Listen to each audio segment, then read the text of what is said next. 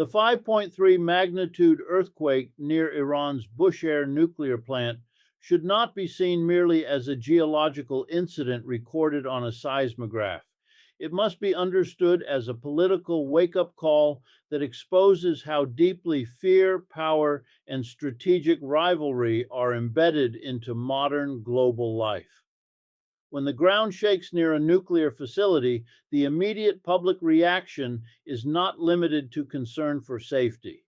Instead, it ignites suspicion, speculation, and geopolitical anxiety.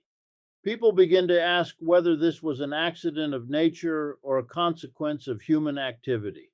This reaction itself reveals something important. In a world shaped by military competition and nuclear tension, even natural events become politicized symbols of instability. The earthquake highlighted how fragile trust has become between nations and their citizens. Governments issue brief statements, experts attempt to calm panic, and social media fills the gap with unverified claims and dramatic narratives. This cycle does not happen by chance. It reflects a global environment where secrecy surrounds critical infrastructure and where public access to clear information is limited. When transparency is weak, fear becomes the dominant currency. The Bushehr incident demonstrates how quickly uncertainty can turn into a political storm, where each actor tries to shape the narrative to serve national interests, ideological positions, or strategic goals. Beyond the headlines, this moment forces us to confront the deeper reality of risk management in a world that relies on high stakes technology. Nuclear facilities are not just energy sites, they are symbols of state power and technological dominance. Placing such facilities in regions vulnerable to natural disasters raises urgent questions about priorities. Are these decisions driven by public safety or by strategic convenience and geopolitical calculation? When an earthquake occurs near such a facility, it exposes the tension between economic ambition and environmental responsibility, between national pride and human security. This event also reflects the broader pattern of how crises are used to reinforce political agendas.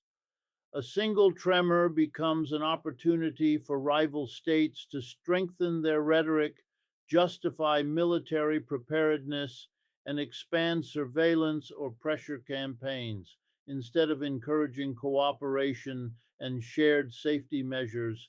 The crisis becomes another chapter in the story of global rivalry. The result is a cycle where fear feeds power and power feeds further fear, pushing societies into a constant state of alert and psychological instability. At its core, the earthquake near Bushehr is not only about the movement of tectonic plates, it is about the movement of political forces, economic interests, and strategic narratives that shape how the world responds to risk. It exposes how modern societies have normalized living on the edge of crisis, accepting instability as a permanent condition rather than a problem to be solved. It reminds us that when infrastructure, security, and politics become tightly entangled, even the most natural events can trigger international consequences, public panic, and renewed tension that extends far beyond the physical location of the quake and into the global consciousness where fear, uncertainty, and power struggles continue to collide and evolve in ways that reshape public perception, diplomatic behavior, and the structure of global security discussions without offering clarity or stability to the people most affected by these decisions. Rising war tensions create what can be called a fear economy, a system in which anxiety becomes a resource that is traded, amplified, and exploited for political and economic advantage. When a natural disaster occurs near a sensitive location, like a nuclear facility, the environment is already primed for panic. Media outlets compete for attention, social platforms reward dramatic content, and political actors use emotionally charged language to frame the narrative. In this atmosphere, the public is not simply informed, it is emotionally mobilized. Fear becomes the engine that drives clicks, ratings, and public reaction, often at the expense of careful analysis and verified information. The speed at which panic spreads today is unprecedented. A single unverified claim can travel across the globe within minutes, shaping opinions before facts are even established. This is not accidental. Algorithms prioritize content that provokes strong emotional responses, especially anger and fear. As a result, complex events are reduced to simple, shocking headlines that distort reality. When people are overwhelmed by alarming narratives, they become more vulnerable to manipulation, more likely to support extreme policies, and less likely to demand accountability or transparency from those in power. This fear driven environment also benefits political leadership during times of tension. When the public feels threatened, it often accepts increased surveillance, reduced civil liberties, and expanded military budgets with less resistance. Leaders present these measures as necessary for national security, even when the actual threat remains unclear or exaggerated. In this way, fear becomes a tool of governance. Instead of building trust through open communication, authorities rely on urgency and danger to justify decisions that would otherwise face strong public opposition. The role of media in this process cannot be ignored. While journalism has the responsibility to inform, the commercial pressure to attract audiences often pushes coverage towards sensationalism. Dramatic visuals, emotional language, and speculative commentary create a continuous sense of crisis. This constant exposure to alarming content reshapes public psychology. People begin to see the world as permanently unstable, where conflict is inevitable and peace is unrealistic. Over time, this mindset normalizes tension and make societies more tolerant of militarization and confrontation. At the same time, the fear economy has economic winners.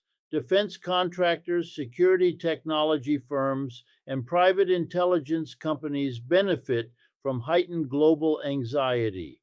Governments increase spending on weapons and surveillance tools, creating profitable markets built on insecurity.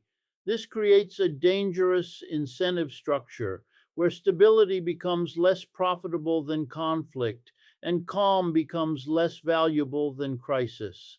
The longer fear dominates public discourse, the more deeply these industries become embedded in national policy decisions. In this environment, truth becomes secondary to narrative control.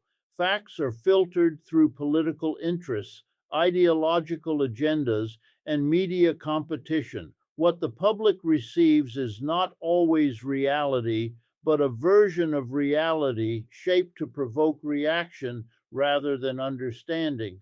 The result is a society that reacts emotionally instead of thinking critically, that shares information impulsively instead of verifying it, and that becomes trapped in a cycle where fear reinforces itself and grows stronger with every new headline, every breaking alert, and every dramatic claim that circulates through digital networks, shaping perceptions, influencing behavior, and deepening divisions across communities and nations while reducing the space for calm dialogue and rational decision making. Nuclear infrastructure represents one of the most concentrated forms of power in the modern world, combining advanced technology, state authority, and strict secrecy into a single system.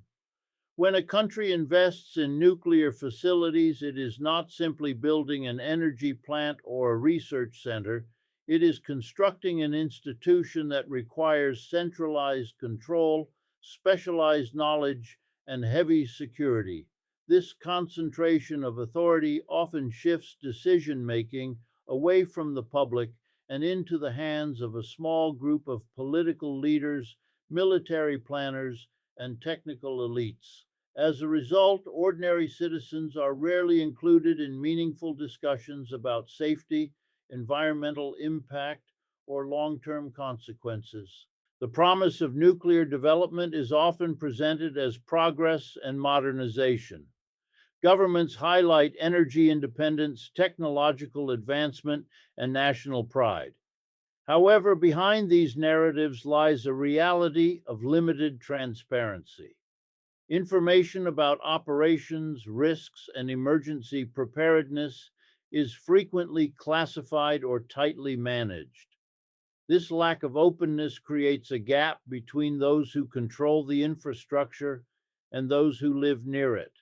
Communities are expected to trust institutions that provide little opportunity for public oversight or democratic participation, reinforcing a system where authority flows downward without accountability. This concentration of power also reshapes labor and economic structures. Nuclear projects involve large scale contracts, specialized industries, and state backed corporations. These projects create economic networks that depend on continued investment and political support. Workers within these systems often operate under strict rules and confidentiality agreements, limiting their ability to speak openly about safety concerns or workplace conditions. At the same time, local populations face environmental risks and potential displacement while receiving only a small share of the long term benefits promised by such developments. Environmental and safety risks further highlight the imbalance of power. Nuclear facilities require long term waste management, constant monitoring, and complex emergency response systems. When problems arise, the burden is rarely shared equally. Those living nearby face the greatest danger, while decision makers remain physically and socially distant from the consequences. This separation allows policies to be shaped by strategic interests rather than human impact. The voices of affected communities are often marginalized in national debates, treated as secondary to security and economic objectives. The political dimension of nuclear infrastructure deepens this inequality. Because nuclear technology is closely tied to military potential, it becomes part of national security strategies. This connection justifies secrecy, expands surveillance, and strengthens state control. In the name of protection, governments increase their authority while reducing public access to information. Over time, this dynamic normalizes the idea that safety requires obedience and that questioning policy is a threat rather than a civic responsibility. What emerges from this system is a structure where power is centralized, benefits are unevenly distributed, and risks are pushed onto those with the least influence. Nuclear infrastructure becomes less about serving public needs and more about reinforcing elite control and geopolitical status. The technology that is supposed to represent progress ends up deepening social and political divides, creating a world where decisions with massive consequences are made far from public view, shaping the future of communities without their consent and embedding inequality into the very foundation of national development strategies that continue to expand institutional authority while limiting democratic participation and collective oversight. War tensions do not emerge in isolation. They are built, maintained, and often intensified by economic systems that reward conflict more than cooperation. When geopolitical rivalries increase, military budgets expand almost automatically. Governments justify these increases by invoking national security, external threats, and the need for deterrence. Yet behind these justifications lies a powerful network of defense contractors, arms manufacturers, and private security firms that benefit directly from escalation. Every new crisis creates demand for weapons, surveillance technology, and military services, turning global instability into a profitable marketplace. This profit driven structure reshapes political priorities. Instead of focusing on healthcare, education, infrastructure, and social welfare, states divert massive public funds toward defense spending. These resources come from taxpayers, yet the returns are concentrated in corporate hands. The public is told that sacrifice is necessary for safety, while corporations record rising revenues. This imbalance reveals a deeper contradiction in modern politics.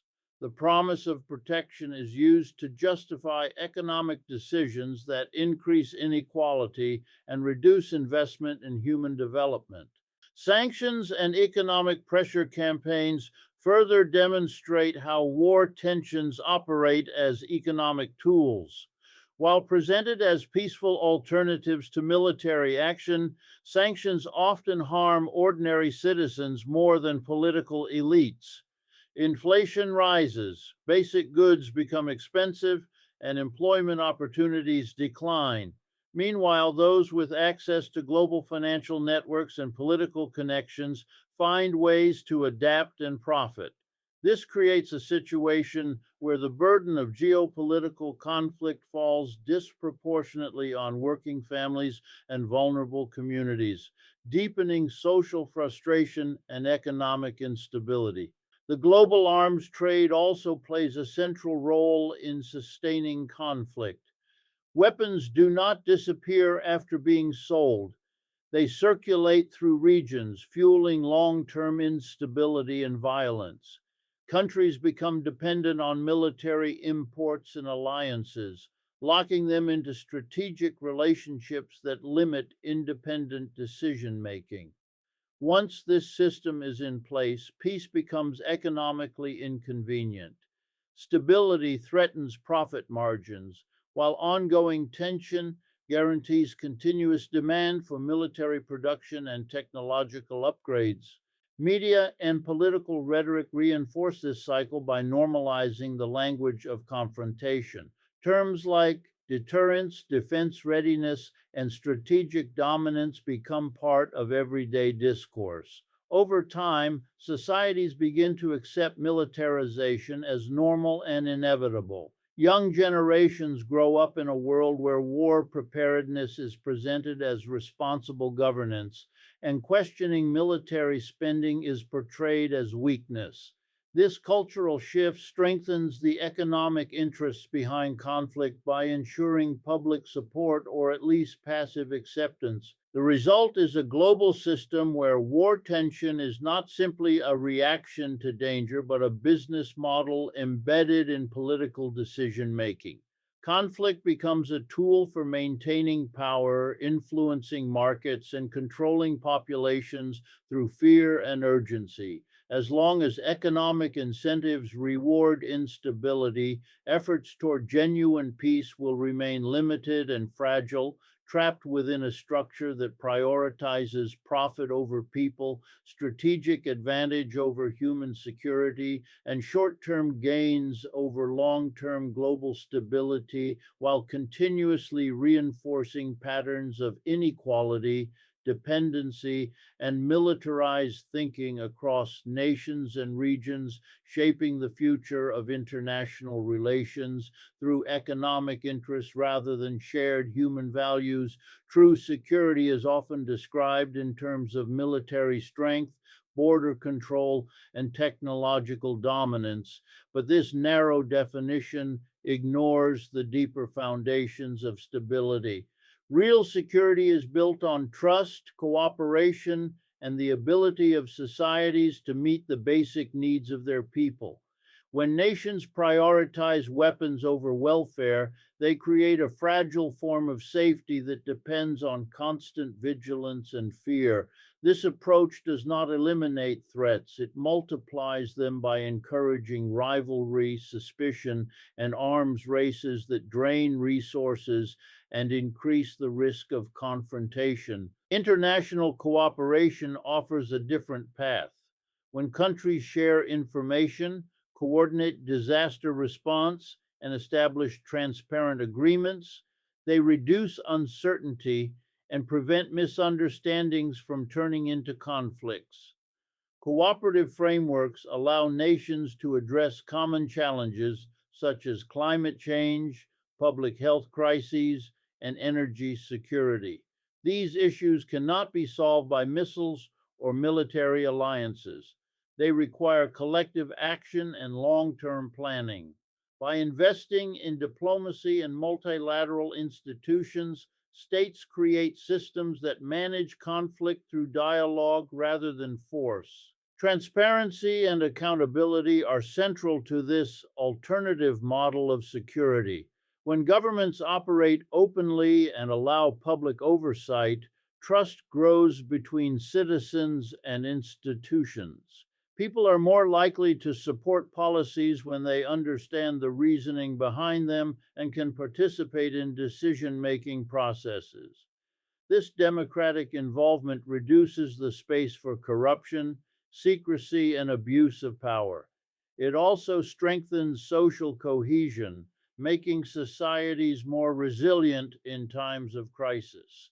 A population that feels heard and respected is less vulnerable to manipulation and fear based politics. Shifting priorities from militarization to human development requires a fundamental change in how resources are allocated. Investment in education, healthcare, housing, and sustainable infrastructure creates long term stability. These areas address the root causes of conflicts such as poverty, inequality, and lack of opportunity. When people have access to quality services and economic security, they are less likely to support extremist ideologies or violent solutions. Social investment builds a foundation of peace that no weapon system can provide. Global security also depends on redefining success. Instead of measuring power through military capacity, nations can measure progress through human well being, environmental sustainability, and social equality. This shift challenges the dominance of profit driven and militarized thinking. It encourages leaders to view cooperation not as weakness, but as strategic intelligence. It also creates space for innovative solutions that prioritize shared interests over zero sum competition. The transition toward this model will not be easy. It requires confronting entrenched interests that benefit from conflict and challenging narratives that equate strength with force. However, history shows that lasting peace has always been achieved through negotiation, mutual understanding, and social progress rather than endless warfare. Building true security means recognizing that humanity's greatest threat is not cooperation with others, but the continued reliance on systems that thrive on fear, division, and militarization while ignoring the human potential for solidarity, shared responsibility, and collective problem solving across borders and cultures, shaping a future where safety is defined by dignity and opportunity rather than dominance and control.